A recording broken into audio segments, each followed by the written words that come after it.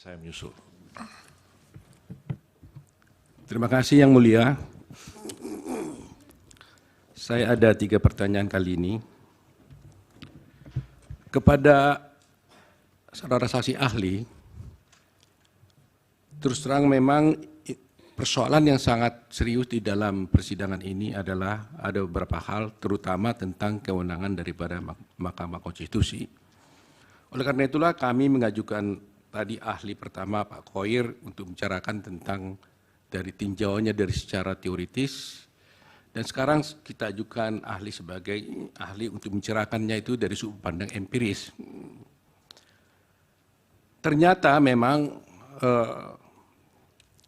tujuan hukum yang disampaikan oleh Gustav Rahbruch tentang kepastian hukum, tentang keadilan dan kemanfaatan itu sampai sekarang masih tetap bergejolak dan tidak pernah secara bulat mencapai titik temu, sehingga harus diambil sikap-sikap tertentu untuk hal itu dalam prakteknya.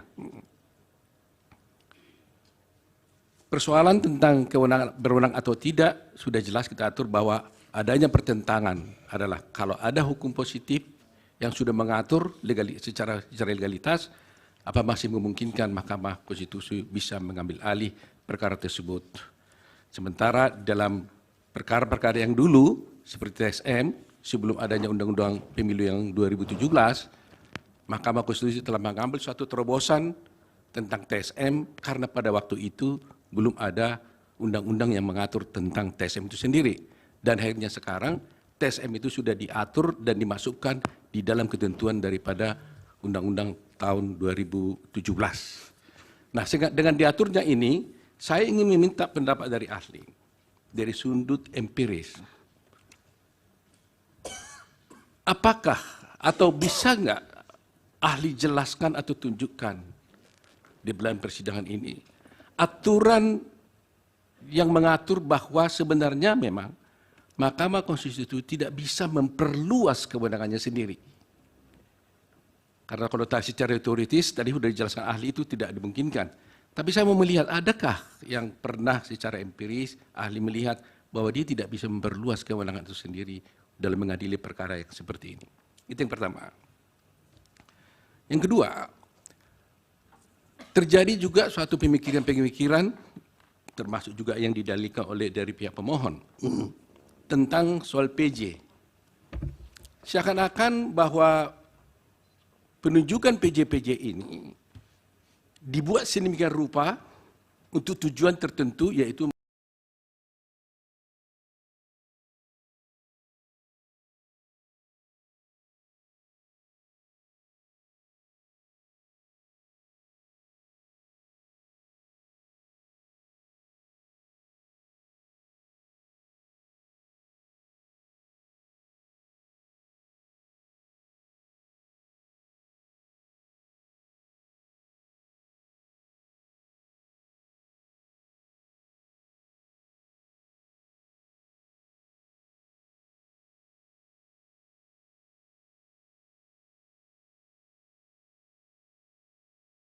dan dianggap, dan ada menuduh itu nepotisme. Bahkan ada yang mengatakan bahwa kalau seorang PJ itu ditunjuk oleh presiden, yang notabene sebenarnya penunjukannya itu adalah diajukan oleh menteri bersama-sama dengan DPR, diajukan kepada DPR, kepada presiden. Ada anggapan mengatakan bahwa oh itu pasti sudah diatur bahkan dengan main mata saja, dengan gerak tubuh saja katanya kemarin, bahwa itu bisa mempengaruhi PJ itu.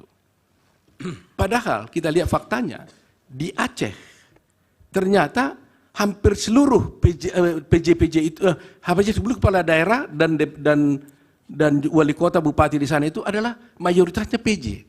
Tetapi kalau 02 kalah.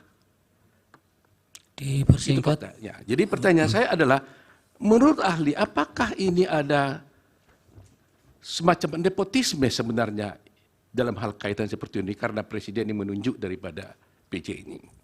Itu yang kedua. Yang ketiga, yang terakhir, masih tetap menjadi persoalan tentang apa yang dikatakan apakah pilkada dan pilpres ini merupakan dua rezim yang berbeda. Anda tadi mengatakan itu berbeda.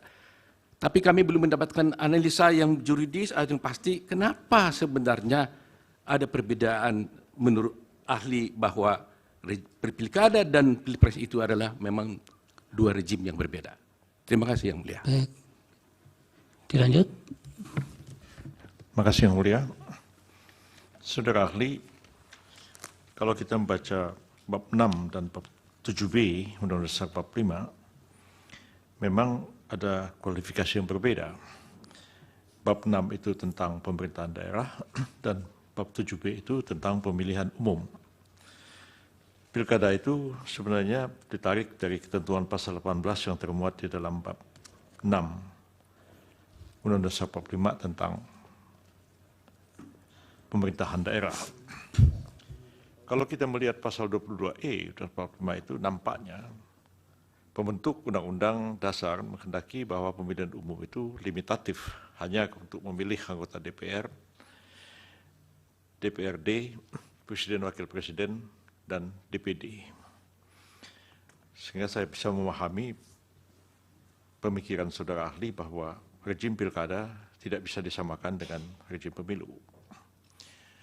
Nah, dalam konteks ini, kalau memang sudah terdapat perbedaan kedua rejim yang pilkada dengan pemilu ini, apakah relevan menyamakan misalnya satu poin saja dalam pilkada yang terjadi dalam berbagai putusan Mahkamah Konstitusi tentang diskualifikasi pasangan calon. Diskualifikasi calon seperti kasus Bovendigul misalnya. Sementara sampai saat ini belum pernah Mahkamah Konstitusi mendiskualifikasi pasangan calon presiden dan wakil presiden, tapi itu dimohon oleh kedua pemohon dalam perkara ini. Menurut pendapat ahli, apakah diskualifikasi dalam pilkada itu dapat begitu saja diterapkan untuk pemilihan umum presiden dan wakil presiden? Tolong dijelaskan argumentasi yang dapat saudara kemukakan. Yang kedua terkait dengan penjabat-penjabat kepala daerah ini. Tadi dikemukakan peraturan Menteri Dalam Negeri nomor 4 tahun 2003 yang menjadi dasar tentang tata cara penunjukan penjabat-penjabat kepala daerah yang ketika dimunculkan nampaknya tidak banyak perdebatan, tapi sekarang jadi perdebatan. Tentu ini adalah latar belakang politik, bukan sekedar perumusan norma prosedur penunjukan PJ-PJ di dalam Peraturan Mendagri nomor 4 tahun 2003 itu. Menurut pendapat saudara ahli, apakah memang dengan rumusan-rumusan yang ada di dalam Permendagri nomor 4 tahun 2023 itu memang dimungkinkan atau membuka peluang bagi presiden untuk menggunakan ketentuan-ketentuan itu untuk kepentingan politiknya sendiri. Seperti misalnya anggapan bahwa Permen Dagri nomor 4 2003 itu dapat digunakan oleh presiden dalam menunjuk pejabat-pejabat kepala daerah yang bersimpati atau dapat memberikan dukungan bahkan lebih jauh akan memenangkan pasangan calon presiden nomor 2 Prabowo Subianto dan Gibran Rakabuming Raka. Mohon dijelaskan saudara ahli. Dari pemohon nomor 1. Terima kasih Yang Mulia. Pertanyaan pertama buat teman saya Haji Margarito Kamis. Oh belum haji? Dia aja tuh. Tapi yang jelas hari ini hari Kamis, ya kan? Karena itu menyala beliau. Pertanyaan pertama adalah, tadi beliau mengatakan soal risalah, ya, risalah Undang-Undang Dasar 1945, proses amandemen, yang beliau katakan bahwa kalau kita lihat risalah itu beda antara pemilihan umum dan pilkada. Tadi begitu ya, kurang lebih ada Selamat Effendi Yusuf dan lain sebagainya. Ini ada risalah, ini ada putusan MK. Putusan terakhir tentunya yang kita acu. putusan tahun 2022 nomor 85. Kalau ada dua hal itu, kita tahu kan itu short untuk interpretasi konstitusi. Kalau ada risalah yang Anda yakini dan kemudian ada putusan, mana yang akan Anda acu kalau Anda kemudian harus menafsirkan sebuah ketentuan? Itu satu. Yang berikutnya adalah Anda mengatakan bahwa tidak ada ketentuan lain di dalam undang-undang pilkada itu soal penentuan penjabat. Pokoknya presiden bisa menggunakan implied power-nya untuk menunjuk siapapun yang dia mau. Begitu ya? Kurang lebih. Pertanyaan saya, apakah soal penjabat ini eksis juga ketentuan pasal 18 yang mengatakan gubernur, bupati, wali kota dipilih secara demokratis? Ya, kalau demokratis kan tidak bisa sembarangan. Apakah eksis juga? Yang kedua, apakah tidak eksis juga, tidak eksis yang namanya tata kelola pemerintahan yang baik, good governance dan clean government dalam penunjukan setiap penjabat? Di situ kan ada juga prinsip-prinsip transparansi, terbuka dan lain sebagainya.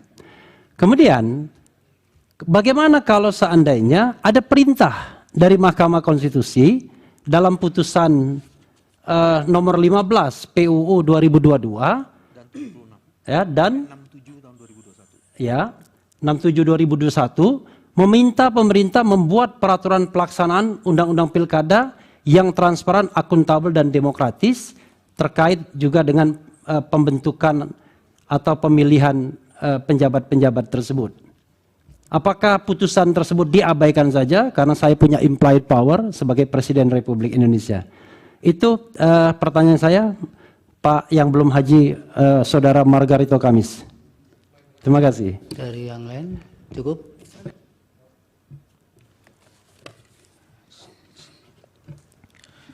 Terima kasih Yang Mulia.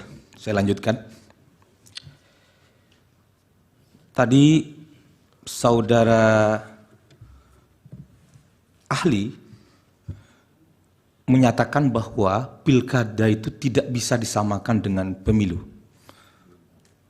Padahal Mahkamah Konstitusi itu adalah final interpretation of Constitution, adalah tafsir final terhadap konstitusi adalah di Mahkamah Konstitusi. Baik dari putusan 55 sudah tegas Mahkamah Konstitusi menyatakan Mahkamah telah menegaskan bahwa tidak terdapat lagi perbedaan rezim pemilihan. Dalam perkara 85 pun ditegaskan bahwa tafsir atas UUD 45 yang tidak lagi membedakan antara pemilihan umum nasional dan pemilihan kepala daerah itu secara tegas. Kenapa masih ada perbedaan dengan tafsir yang sudah final dari Mahkamah Konstitusi? Itu pertanyaan pertama. Yang kedua adalah dalam penutup tadi seolah-olah mahkamah dipaksa hanya mengadili angka-angka. Karena ini berbeda dengan pilkada, berbeda dengan apa, padahal dari tradisi putusan Mahkamah Konstitusi dari pemilu 2024, 29, 2014, mahkamah juga mempertimbangkan hal-hal yang sudah bersifat kualitatif. Apakah forum ini akan memaksa kembali mahkamah? Apakah ahli memaksa mahkamah untuk kembali kepada mahkamah kalkulator? Apakah ahli akan memaksa mahkamah ketika kami menhujahkan, mendalilkan fakta-fakta ada pelanggaran serius terhadap konstitusi? Pelanggaran serius mana telah sungguh-sungguh merobek dan mengancam runtuhnya demokrasi konstitusional kita. Yang Mulia, saya ini adalah pelaku 98. Pertanyaannya Pak Wakil. Pertanyaannya adalah banyak penyimpangan hari ini terhadap spirit reformasi di depan mata adalah terjadinya mobilisasi struktur kekuasaan dari tentara, polisi. Pertanyaannya apa ini? Pertanyaan adalah, apakah Mahkamah Konstitusi dibiarkan ada pelanggaran yang amat serius terhadap konstitusi, ancaman terhadap demokrasi konstitusional kita? Apakah kemudian ancaman dari kampus-kampus untuk pengadilan jalan atau kita biarkan?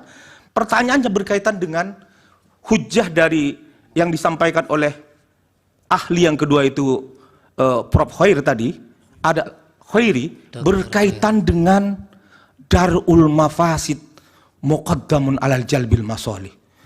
Di depan kita ada nampak kerusakan yang luar biasa.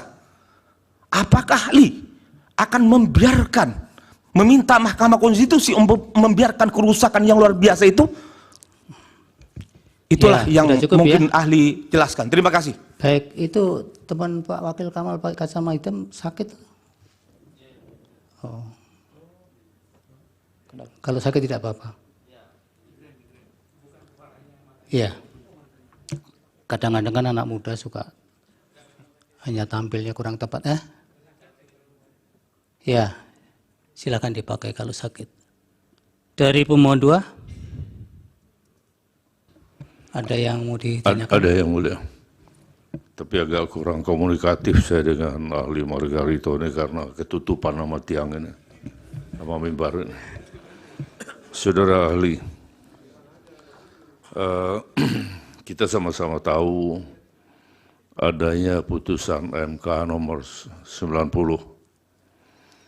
Kemudian kita juga sama-sama tahu ada undang-undang tentang kekuasaan kehakiman.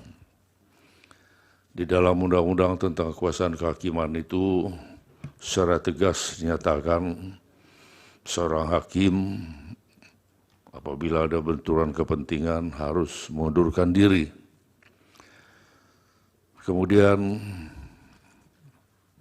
terkait dengan undang-undang, dan dalam undang-undang tentang kekuasaan kehakiman itu juga disebutkan bahwa hakim konstitusi juga adalah hakim sebagaimana dimaksud di dalam undang-undang tentang kekuasaan kehakiman. Oke. Kemudian ketua, sehingga lahirlah putusan nomor 90. Berarti putusan MK 90 itu selain melanggar undang-undang tentang kekuasaan kehakiman, juga kental sekali dengan nepotisme. Bahkan di dalam undang-undang tentang kekuasaan kehakiman itu disebutkan akibatnya bisa berakibat batal demi hukum, sehingga tidak perlu dibatalkan. Itu satu. Yang kedua, berdasarkan putusan MK yang itu tadi, yang saya sebutkan tadi, kemudian mendaftarlah pasangan calon nomor 02, nomor urut 02, yaitu Prabowo dan Gibran.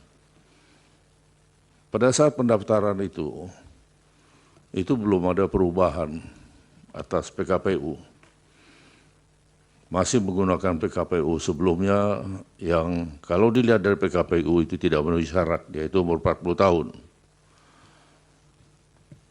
Padahal yang namanya perubahan atau mengundangkan PKPU itu harus dengan persetujuan DPR RI, dalam hal ini Komisi 2 DPR RI, kemudian diundangkan. Itu prosedur itu belum, tidak dilaksanakan. Maka tapi mendaftarlah pasangan ini. Terkait dengan hal itu, pertanyaan saya, kalau saya kaitkan dengan pernyataan dari Yang Mulia Hakim anggota Mahkamah Konstitusi, bahwa negara kita adalah negara hukum yang berdasarkan Pancasila. Ini dalam maknanya. Apakah saudara menganggap pendaftaran ini sah? Atau tidak boleh didiskualifikasi dengan berbagai alasan yuridis yang seringkali saudara pertahankan itu. Dan kita sering sekali berdiskusi, bahkan berdebat di berbagai stasiun televisi, saudara menyatakan hal itu. Nah, saya agak meragukan terkadang dengan pernyataan-pernyataan saudara ini. yang terkadang tidak konsisten.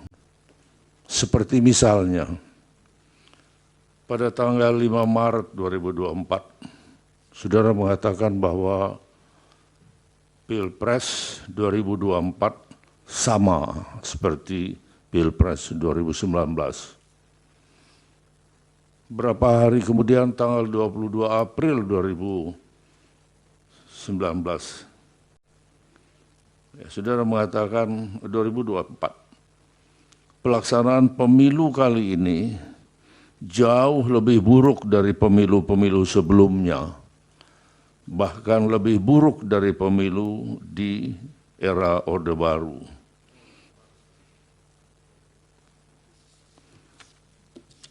Ini salah satu pernyataan-pernyataan saudara yang sering bertolak belakang, ya.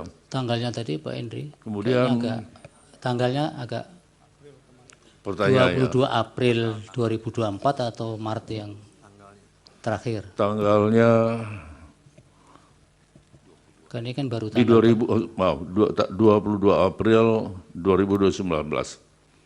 baik. Ia mengatakan bahwa pertama di Maret 2024 mengatakan Pilpres 2024 sama dengan Pilpres 2019. Sama seperti itu. Tapi di 2019 dia mengatakan bahwa pelaksanaan pemilu kali ini jauh lebih buruk dari pemilu sebelumnya. Bahkan lebih buruk dari pemilu di era Orde Baru. Artinya, kalau kita lihat di sini, bahwa pemilu sekarang ini masih jauh lebih buruk. Iya. Ya. Oke. Lanjutkan. Tadi hanya salah penyebutan tahunnya. Baik, saya lanjutkan.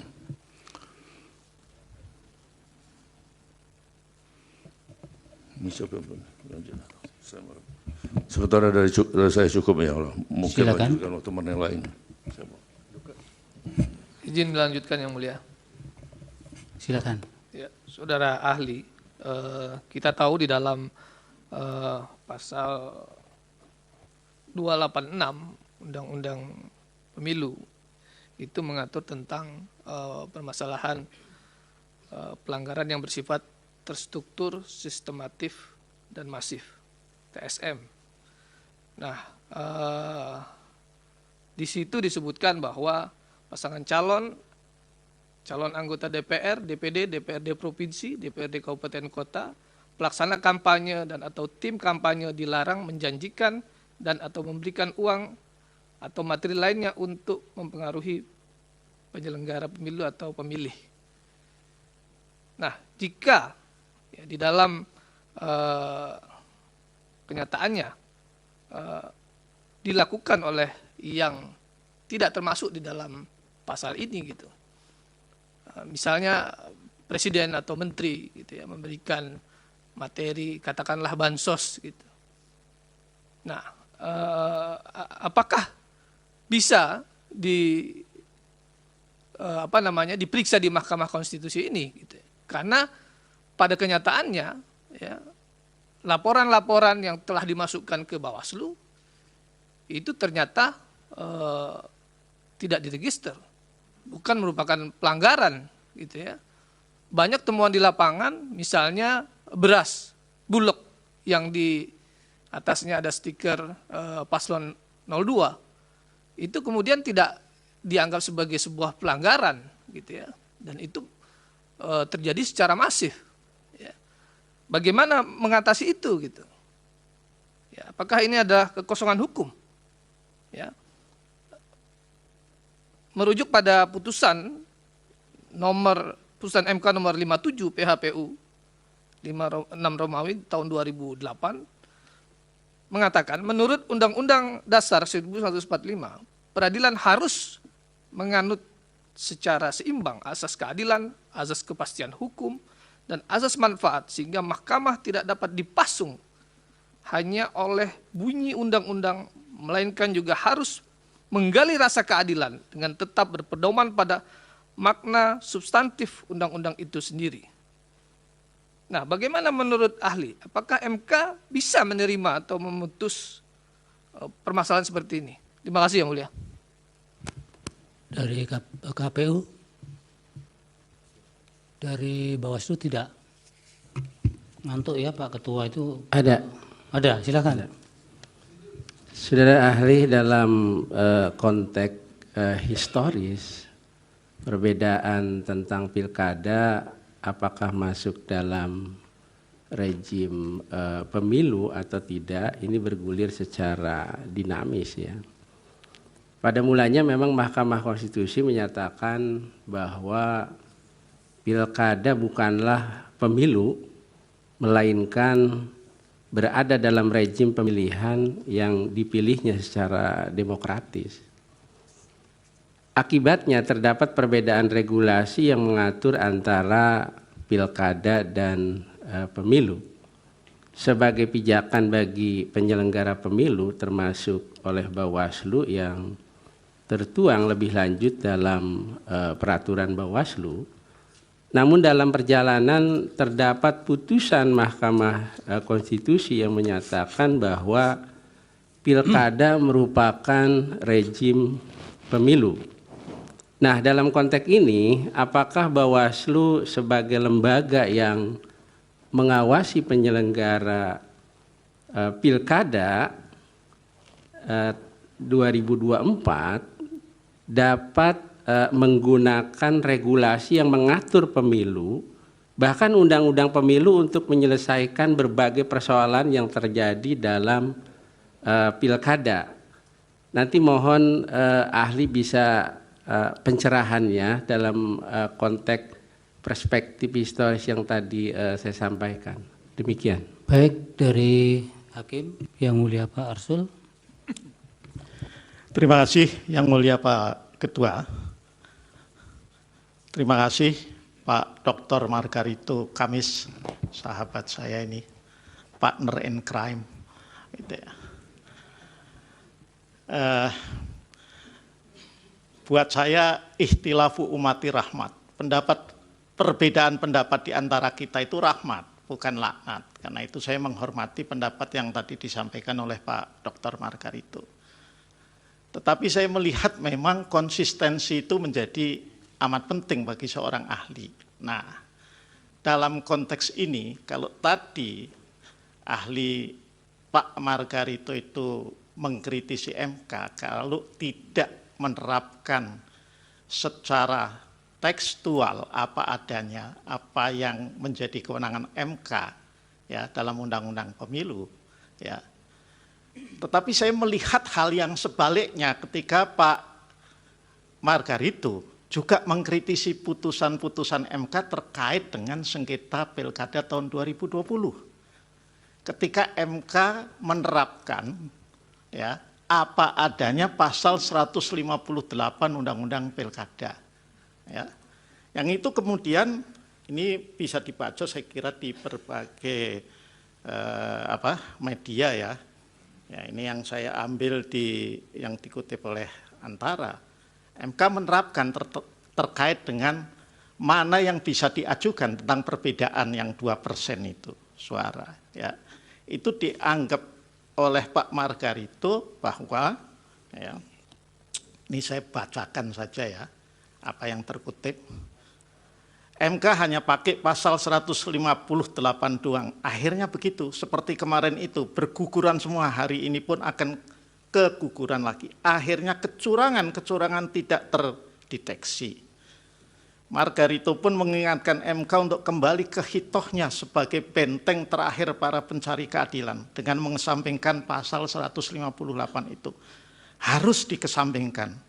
Menurut saya sebetulnya tanpa perlu revisi pun MK atas nama keadilan berhak meninggalkan pasal itu. Nah, saya mohon klarifikasi ini perbedaan posisi yang diambil antara ketika mengkritisi putusan pilkada dengan mengkritisi putusan MK yang terkait dengan pemilu. Supaya clear bagi mahkamah agar keterangan ahli itu bisa punya nilai yang lebih kuat untuk dipertimbangkan. Terima kasih Pak Ketua. Pak Barep. Ya, ini saya memang hari ini ditugasi untuk banyak bicara oleh Pak Ketua. Bobong ketemu para ahli, saya senang sekali ketemu Pak Margarito yang sering juga jadi ahli di mahkamah. Tapi ini kebetulan hari Kamis, mesti pendapatnya bagus. Mohon maaf Pak Margarito. Begini,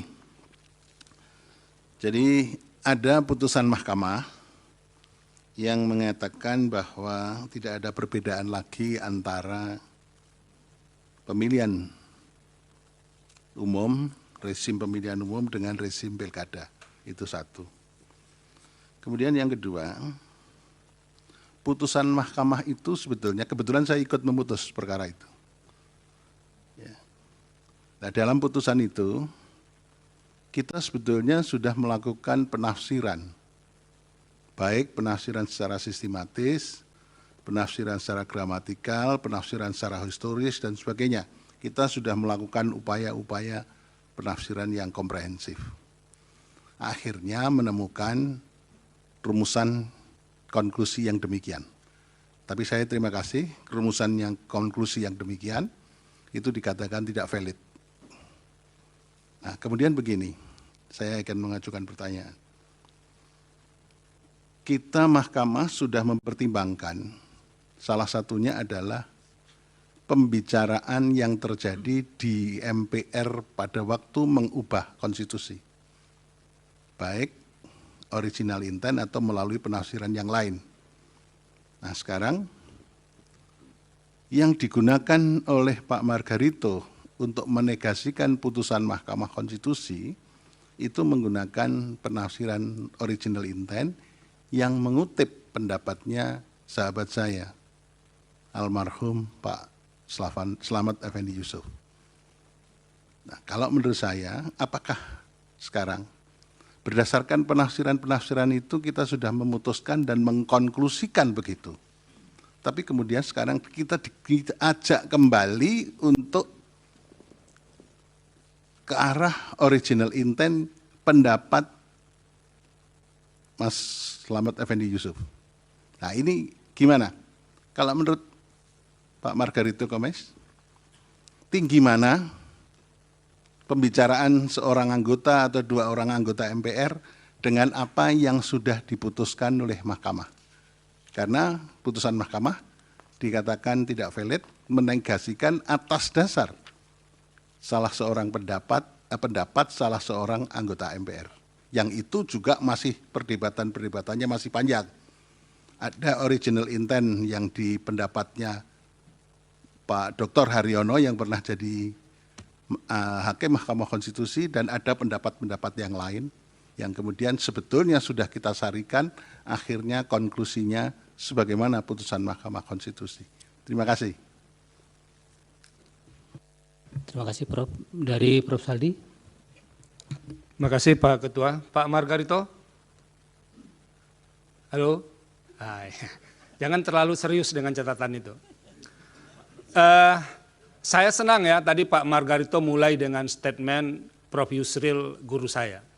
Satu, nanti akan saya sambungkan. Yang kedua, sebetulnya kemarin ketika kita sudah melihat list nama yang diberikan oleh kuasa hukum pihak terkait, ada nama Pak Margarito, kita bilang semuanya seragam. Wah, ini hari Kamis besok nih pasti akan jauh lebih cemerlang pendapatnya Pak Margarito. Karena biasa jadi ahli di sini kalau hari Kamis itu kelihatan begitu. Tapi kalau hari-hari lain tuh enggak secemerlang yang hari Kamis itu. Karena ini kesesuaian nama dengan hari saja itu Pak Margarito. Saya masih ingat sebagai seorang murid Profesor Yusril, mungkin Pak Margarito belum mengambil semua ilmu beliau menurut saya.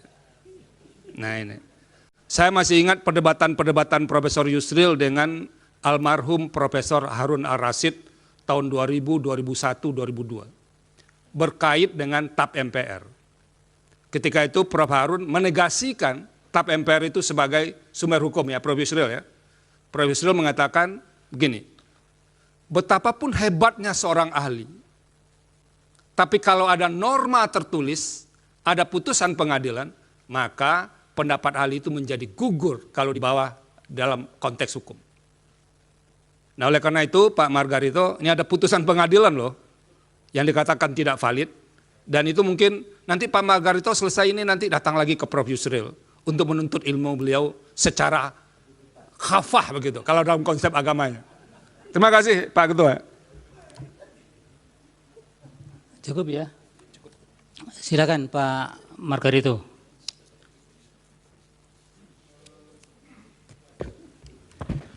Saya akan mulai dengan pertanyaan dari pihak terkait. Pak Oto, saya mulai dari situ ya.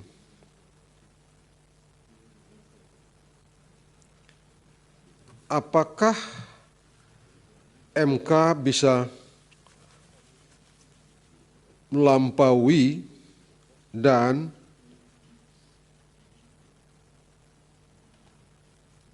kewenangan yang sudah diatur oleh Bawaslu, bisa sudah diatur dalam apakah kewenangan-kewenangan yang telah dibagi kepada termasuk kepada Bawaslu bisa diperluas oleh Mahkamah Konstitusi dalam kasus Akuo. Saya berpendapat tidak. Yang sudah dibagi, misalnya itu ada laporan, ada pelanggaran proses, sengketa administrasi, misalnya selesaikan di Bawaslu, tidak ke MK. Intinya yang sudah ditegaskan, sebut saja sengketa proses itu wewenangnya Bawaslu, selesaikan Bawaslu.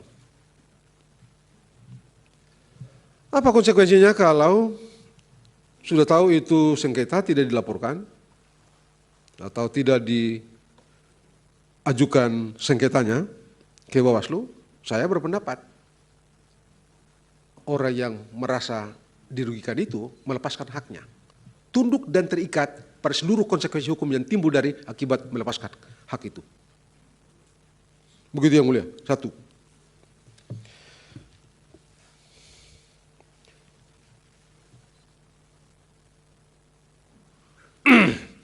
Yang kedua, apakah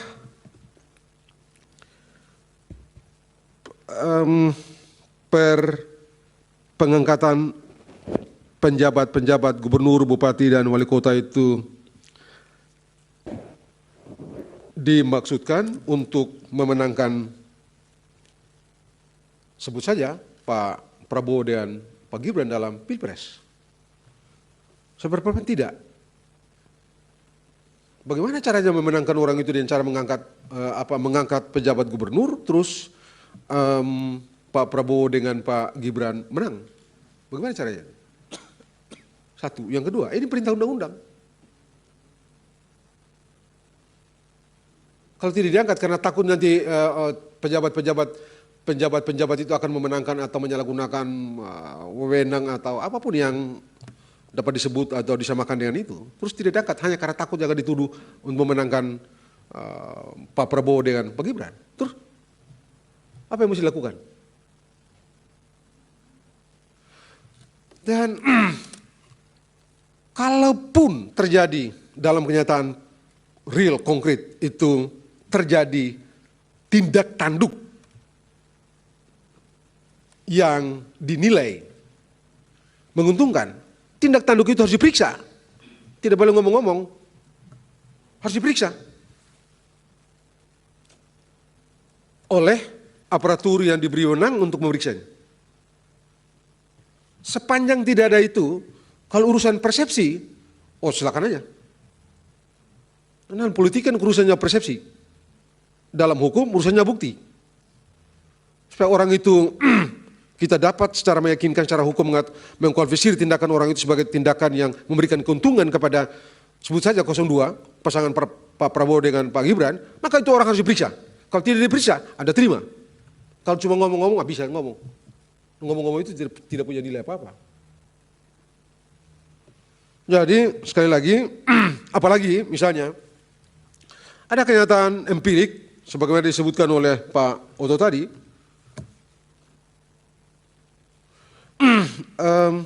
di dua tempat, di Aceh sama di Sumatera Barat, kampungnya Profesor Saldi ini, kalah itu Pak Prabowo, kalah juga si Gibran tuh, kalah juga Pak Gibran. Karena apa memang di kampungnya Profesor Saldi sana tidak ada pejabat? Apa tidak ada? Ada juga. Maka mereka bilang lebih banyak lagi.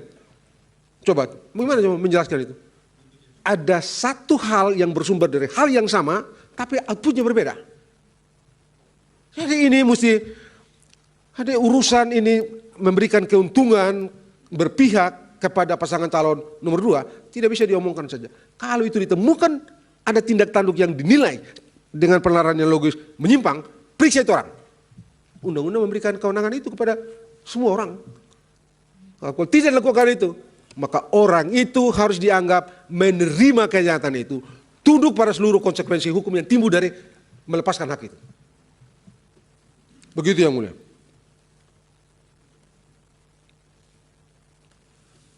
Yang ketiga, ini sekaligus dengan Pak, karena secara substansial ini relevan dengan pertanyaan yang mulia Profesor Arief. Ini soal pilkada dan pemilu ini.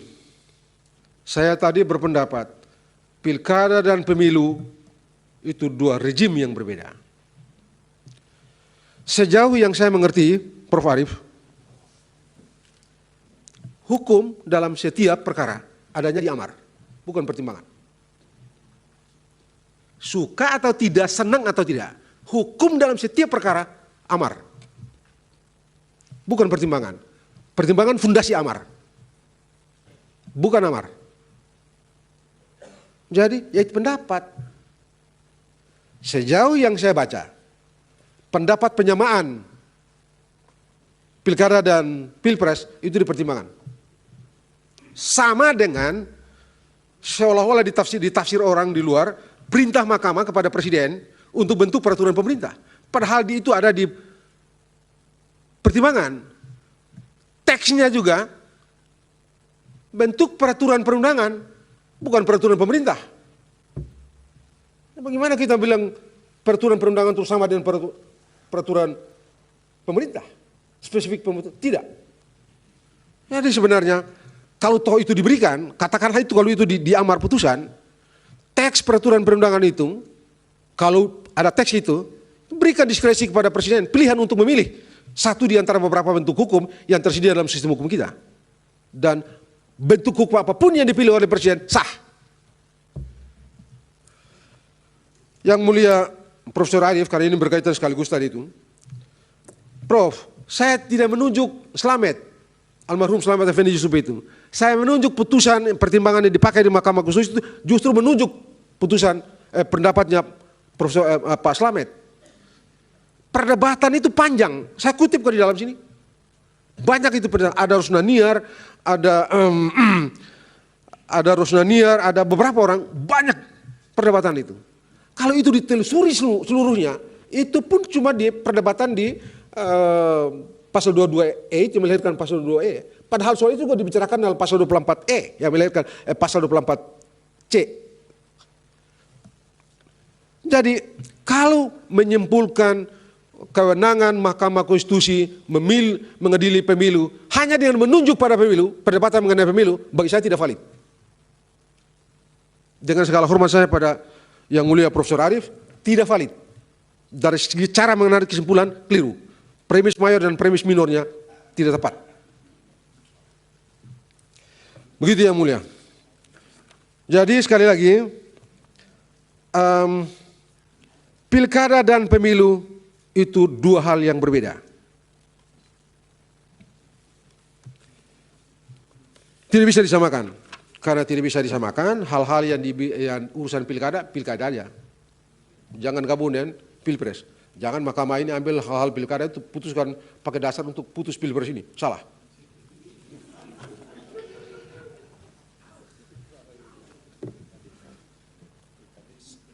Oh, nanti, nah itu dia, jangan-jangan satu waktu ini pemilihan kepala desa dibawa juga ke sini. Kan celaka juga kita nih. Dan itu apa? Saya supaya mahkamah ini betul-betul top.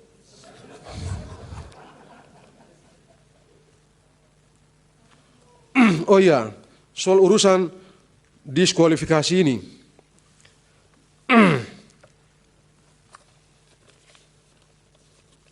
Apakah mahkamah ini bisa mendiskualifikasi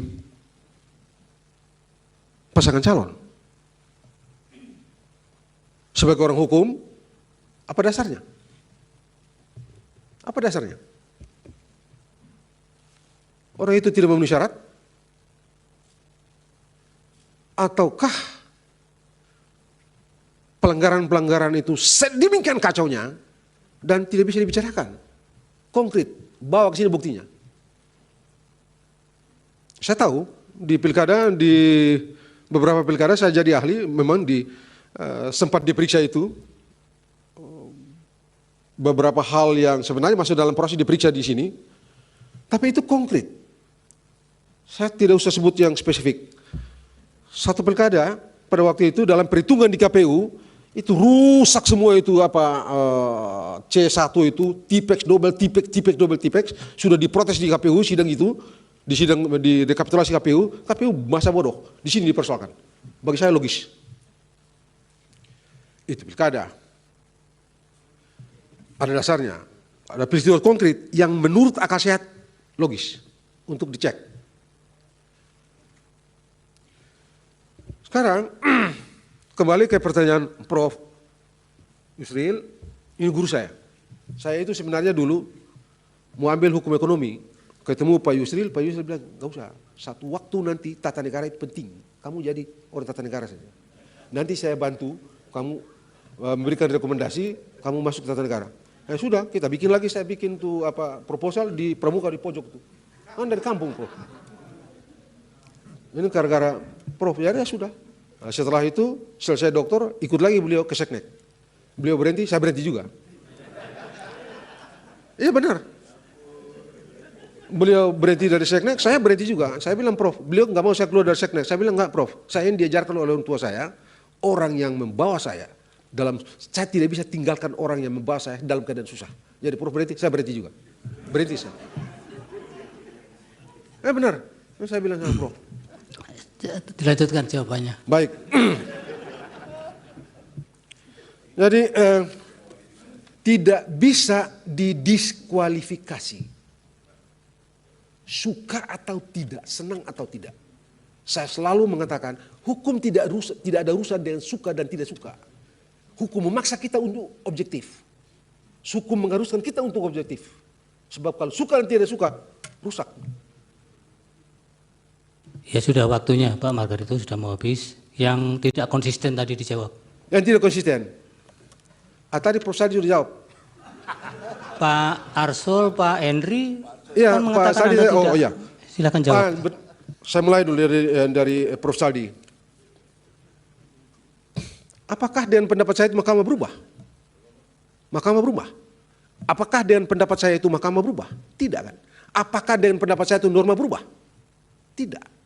Saya mesti berpendapat. Dan karena itu saya ikuti. Karena tidak pernah berubah tadi pun, ya sebegini sikap saya. Tidak berubah. Saya kan di perdebatan mengenai putusan MK 90 itu, saya bilang mau 1000 sarjana hukum mengatakan putusan itu tidak sah. Sah itu putusan. Putusan itu saya bisa dikoreksi dengan putusan. Tidak ada dengan cara lain. Jadi begitu Prof. Saldi. Kemudian abang saya, Pak Henry, hormat. Yang terakhir itu 1000% bohong. Salah itu. Itu orang bolak-balik itu. Tidak.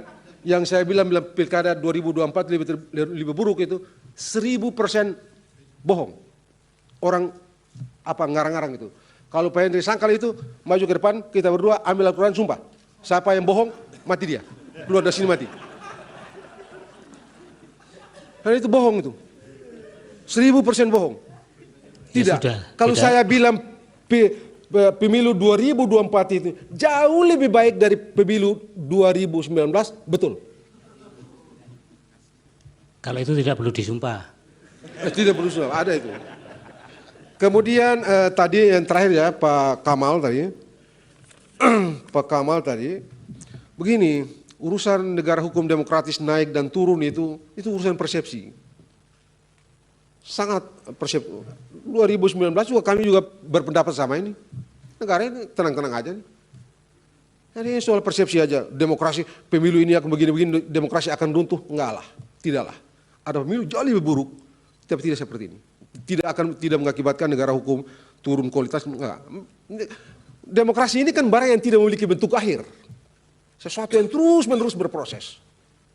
Jadi karena dia terus-menerus berproses, bagaimana caranya menentukan dia naik atau turun?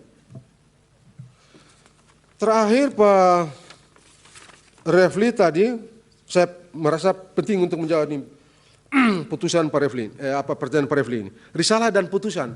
Oh, risalah itu bukan hukum kok. Bagaimana bisa dia dibandingkan dengan putusan? Dan kalau putusan amar, hukum dalam putusan itu amar, hukum dalam putusan itu amar, bukan di dalam pertimbangan. Pertimbangan cuma memberikan fondasi. Ya, bagaimana caranya membandingkan itu? Orang satu bukan hukum, satu hukum, membandingkan dua hal yang berbeda. Tadi Hair sudah bicara. Tidak masuk akal. Menyamakan dua hal yang berbeda juga tidak masuk akal.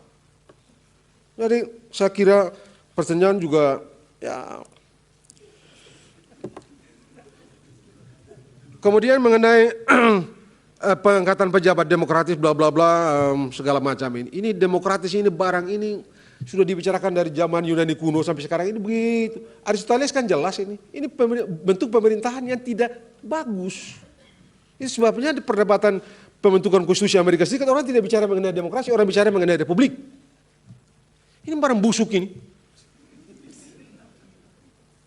Demokrasi ini. Coba lihat aja kita yang belajar-belajar ilmu tata negara ini.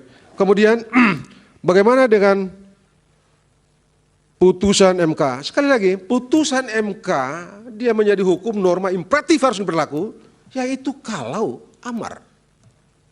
Menurut tidak. Bagi saya prosedur cara menemukan calon gubernur, calon pejabat gubernur, pejabat bupati, pejabat wali kota yang diatur dalam Permendagri nomor 4 2003 itu akuntabel, beralasan dipakai, dia harus dianggap legitim, demokratik dengan semua definisi yang mungkin kita berikan padanya. Bagaimana dengan putusan? Saya kira sudah semua Bang Kamil Kamal, saya kira tidak ada yang tidak ada yang terlalu. Oh terakhir, saya kira penting untuk tadi satu pertanyaan tadi Pak Henry tadi soal putusan nomor 90 yang begini. Saya mau singkat aja nih. Kalau mau sederhana, ada atau tidak ada PKPU yang mengatur syarat itu, tetap saja ada syarat. Mengapa? Karena syarat itu diatur dalam Undang-Undang 7/2017. Dan dalam ilmu hukum, saya cukup percaya, Bapak-Bapak yakin, Bapak-Bapak tahu, kalau dasar hukumnya berubah. Syarat itu diatur dalam pasal 169. Pasal itulah yang diuji di sini. Dan diberi tafsir berbeda. Hukumnya berubah, dasarnya berubah. Hukumnya berubah. Kalau tanya bilang itu belum bikin PKPU dan segala macam terus pendaftaran Pak Gibran, pasangan Prabowo Gibran itu tidak sah. Banyak sekali yang tidak sah di Republik ini, Pak. Banyak sekali. Mahkamah Konstitusi ini 2 hari menjelang putusan, menjelang coblos pada waktu 2009, bikin putusan pakai KTP kan, Pak Rusani, berubah putusan, KPU ubah tuh putusan? Tidak. Pak Yusril dulu uji undang-undang imigrasi, turun selesai, beres, sah. Bang Magdir uji undang-undang soal sumber daya yang lain diputus ini, langsung berlaku kok. Tidak ada. Jadi sudah, kan Pak. yang paling pokok begini, di undang-undang dasarnya berubah, hukumnya berubah, dasar hukumnya berubah, pendaftaran sah. Kenapa tidak disengketakan? Sudah kalah baru ribut. Sudah ya, Kan waktunya nggak fair sudah habis juga. Pak Nggak, saya kira Margarito. itu. Jadi Satu lagi yang mulia, saya punya jawab. Yang mulia, tadi pertanyaan dari yang mulia Hakim Arsul Sani belum jawab berkaitan dengan konsistensi ahli. Oh iya. Ya, penting saya kira untuk dijawab itu. Sudah tadi. Kan tadi Pak, Sudah jawab tadi, oleh Pak. jawab oleh Prof. Sali tadi. Saya punya yang mulia. Yang dari pemohon 2 yang 286. kedua tadi, coba diulang lagi supaya cepat, singkat saja. Ya, adanya kekosongan hukum di perkara TSM itu. Tidak, Yang saya tidak pelakunya- menganggap ada kekosongan hukum. Sama sekali Ya. tidak menganggap ada kekosongan hukum. Baik, karena ahli itu kadang-kadang kalau tidak yakin melipir-melipir ditinggal itu. Nah, yang digas itu yang betul-betul dia kuasai itu. Itu ahli di mana-mana begitu. Ah, ini Pak Toyo juga ini.